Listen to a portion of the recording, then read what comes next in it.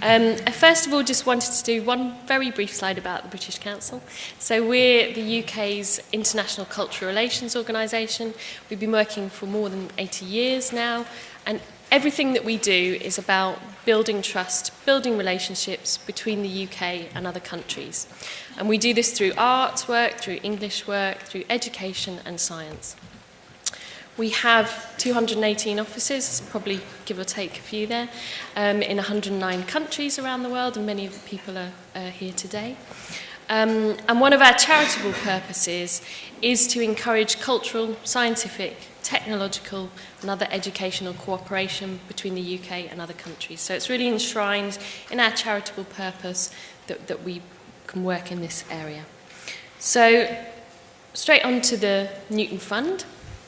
As Vivian mentioned, we're working with International Unit in the Newton Fund as very close partners. We find that this is a really beneficial arrangement, I think, and I'm looking forward to taking it forward. We're working across all 15 countries in the Newton Fund, but we'll have proportionately more focus on the Pathfinder countries, I think. So these are countries where maybe the relationship with the UK is not as established as in other countries. For example, in Egypt and Kazakhstan, British Council leads the in-country coordination of the Newton Fund, whereas in all of the other countries, it's led by the Science and Innovation Network or the Embassy. But in every country around the Newton Fund, we're working very closely with either the Science and Innovation Network or the Embassy leads on the Newton. So the majority of the work that we do is in the people area. And this has a focus on capacity building, building links, supporting the research ecosystem. But we also have one programme in the translation area, which is again really about capacity building and those initial links.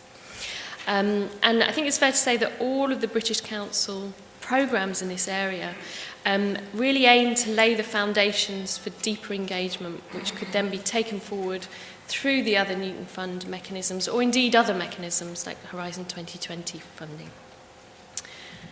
So we have devised 6 programmes working together with many of the other delivery partners in the process of thinking about the Newton Fund, thinking about what the aims are, and working across all of us to see how we can fit into that jigsaw puzzle. And those 6 programmes are around the PhD programme, the Researcher Links programme, which is a continuation of a previous programme that we were running, a programme around professional development, STEM education, technical training, and they're all in the people space. And then the translation programme that we're running is called Institutional Links. So I'll go through some of them in more detail than others because they'll be more relevant and more pressing in terms of time constraints. The first programme is Researcher Links. So this is thematic workshops and travel grants. It's a programme that we started a couple of years ago. When we knew that the Newton Fund was on the horizon, we knew that there was the possibility of this increased push towards engaging with emerging powers, but we didn't yet know the details yet, so we were preparing the ground. This is an open call, so leading researchers can propose themes for workshops. Early career and senior researchers can apply for travel grants. And the selection, as Madeline said earlier, is always open, and successful proposals are awarded on the basis of the development impact, and this is particularly important under the Newton Fund, but also the research quality and the potential for sustained interaction. The priority areas are defined by the country partners. So we run Researcher Links over almost all of the Newton Fund countries, not quite all of them, not India and China at the moment. And we encourage, and I think Paul Boyle mentioned this as well, we work with partner countries to define the priority areas, but we would also encourage thinking about interdisciplinary interaction and thinking not just about the natural sciences, but also about the social sciences, arts and humanities input. And we found in terms of responses, that there has been a large amount of particularly social sciences responses to these calls. So again, it's seen as a precursor to other activity under the Newton Fund, really laying the foundations for engaging with other programs, and in particular here the Academy's mobility program, which can be spoken about later. And just to mention, because we started Researcher Links before the Newton Fund came on stream, there are also countries in there which are not Newton Fund countries. So for example, Russia, South Korea. And for the countries where they're not ODA eligible, there isn't this development restriction. So that's just one thing to mention, which is slightly outside of today, but just so that you're aware, this is why there are some countries coming up under Researcher Links calls which are not Newton Fund countries. But we're reassessing our involvement in these, but we think that we will still continue to engage, certainly with some of these other countries outside of the Newton Fund, through the Researcher Links programme. So we've already had one workshops and travel grants call this year, which has closed, but we have just opened a second one. Normally we would only be having one call a year, but because countries are at different stages in their engagement with the Newton Fund, we've had to go this way this time. So there is a current call open for workshops. This is to work with Brazil, Egypt, Kazakhstan, Indonesia, or the Philippines. The proposals have always got to come from a leading researcher from both countries. It has to be a partnership in terms of the proposals. And with the exception of Brazil, we would normally be expecting the workshops to be held in the partner country. With Brazil, because of the agreement that we have with the match funder, which is CNPq in Brazil, we've said that we can allow them to be in the UK as well, or Brazil, depending on what's most important for the researchers. And as I mentioned, they always need to focus on the priority areas for the partner country. It was mentioned that in some countries there's different levels of engagement so far from governments. And you may have noticed on the list of MOUs that there's some countries where the MOU hasn't been signed at a government level. And this has meant that for this first year, we're allowing a mechanism for match funding which doesn't come directly from the government, it comes up through the institutions. And this could be through institutions putting some of their own funding in, securing development bank funding, securing sponsorship from industry through other means. So for Indonesia and the Philippines, we're asking for that match funding coming through the applications. So we also have a travel grants call open at the moment with a smaller number of countries, so that's just Egypt, Kazakhstan and the Philippines.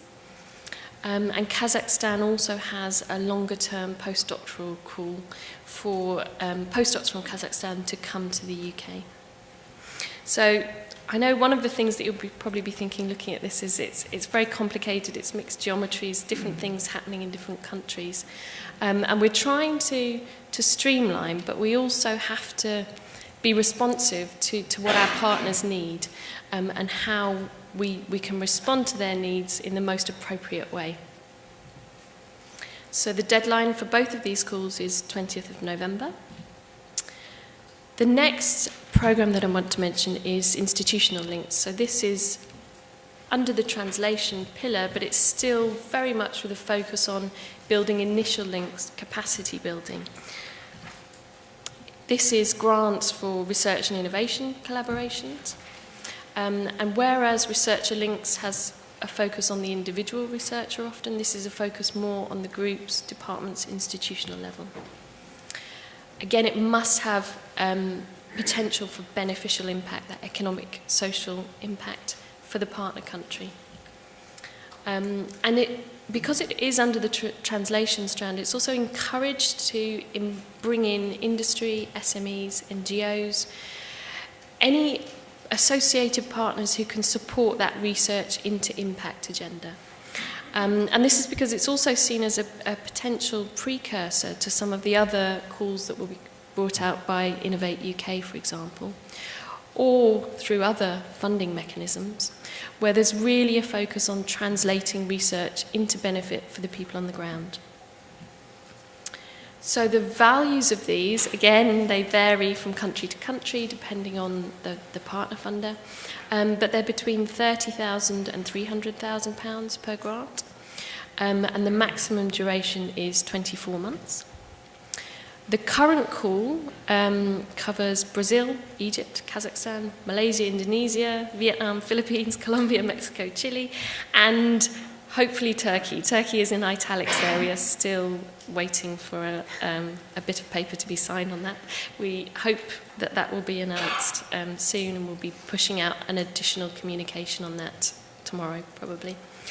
But you'll see, that the countries are coming on at very different times, because there was no year zero. There was no time to have a detailed conversation with partners. Often budgets are set at different times. And we've been really impressed, actually, in some cases, with the flexibility of partners in country and their willingness to come on board for something which was initially driven very much from the UK. So there are different priority areas, slightly different eligibility criteria for the different countries, but that's all detailed in the annex of the guidelines. And again, for Colombia, Vietnam, Philippines and Indonesia, the match funding has to come from the institution at the application stage. And colleagues in country will be able to answer questions about the specifics of that. For Chile, there is also a related call. So the Chile call under institutional links has a focus on their regional research centres. They have a number of regional research centres, so it's very specific eligibility. But our partners, CONACYT, are also running a larger call where there's a greater flexibility in terms of eligibility. But all of the details of that are on the institutional links webpage. So then the PhD programme, this is still under development. There'll be 3 areas of the PhD programme. British Council is leading on 2 of them, so PhD scholarships, straightforward, but we're aiming to tap into existing country mechanisms for PhD scholarships here. And PhD placements will be shorter periods of time for PhD students to go to partner countries or vice versa, come to the UK, and to spend a period in a partner group. And under that programme, there will be the facility for the supervisors to also visit for a short period of time to build up that partnership. Again, these will always be in areas which have relevance for the development goals. And we are hoping to get the China scheme launched. My colleague Zhan Jing there is just saying yes, fingers crossed, soon in the next couple of weeks. And other countries will be following at later stages.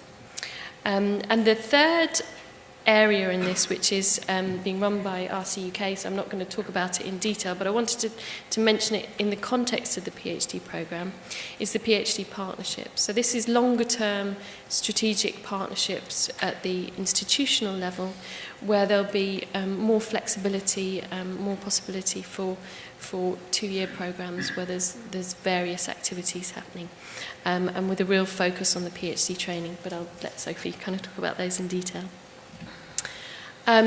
So then the other programmes that I haven't mentioned, the other 3 programmes are really driven by the partner country needs, and so they have to start with an assessment of where the gaps are, where the priorities are. And these are professional development and engagement, so this is a very broad area, but it has opportunity there for building skills of researchers, but also research managers, tech transfer officers, and also around supporting good research governance and things like community engagement in research.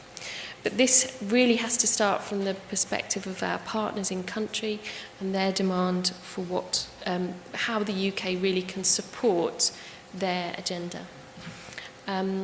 Second is around STEM education. So this is really thinking about the pipeline of scientists and engineers, thinking about how we can support that broader research ecosystem. and likewise technical training and employability, is thinking about the scientific workforce, so lab technicians, for example, and how we support those being built at the same time as the high-end skills. So these are all under development. They're likely to be coming at different stages. There will be different opportunities for UK universities to get involved. All of the opportunities for providing training or consultancy will be put out openly. So these will be things that will be coming on stream later on. For more detail on the British Council International Unit programmes, you can visit the website, sign up for the Your Access letter, or, as Vivian mentioned, sign up for the International Unit Newton Funding Bulletin, which is great because it doesn't just have the British Council of opportunities, it has them from across the delivery partners. And while I've got you all in the room as well, I just wanted to mention one non-Newton Fund initiative, just because it has some of the similar partner countries involved and because it has an open call at the moment. So that's the Global Innovation Initiative, which is trilateral partnerships between UK, US, and either Indonesia, India, Brazil, or China. And again, it's amounts of funding for networking, mobility. It's supported by BIS as well. And again, themes are very closely aligned to development goals. And the deadline is 31st of October, so I just snuck in that opportunity there. But before I finish, I mean, one of the reasons, that the British Council is so successful and is working this area is because of our colleagues overseas who are leading in country. And this is just some of the names of the people who are here today, so I might just get people to put their hands up. So we've got Zhang Jing from China here. We've got Sophia, who leads on East Asia region. She's also based in Hong Kong, so the questions around Hong Kong maybe could go to Sophia. Lena from India. Özlem, Vera from South Africa, who I don't recognise yet. Hi, Vera. Camilla, and also sitting next to her, Alejandra from Brazil are here. Angela from Colombia. John Bramwell, who is Mexico there, but he also leads across the Latin America region, so he has a regional focus. We've got Matt from Chile, Zhang from Vietnam, Andrea from the Philippines, Xiu Hui from, all sitting in a cluster there, Teresa over here from Indonesia, Uraiwan from Thailand, Michael and Shahira from Egypt, and Rowan and Naitchamal from Kazakhstan. So sorry, that was quite a long list, but it was just so that if there are countries that you're particularly interested in, you can identify the faces and talk to people. People will be hanging on for the rest of the day. So some of our colleagues are new to the British Council, but they all have an in-depth experience and knowledge of the education system in the countries where they work. And without them, we wouldn't be the British Council. So that's it from me. Any questions?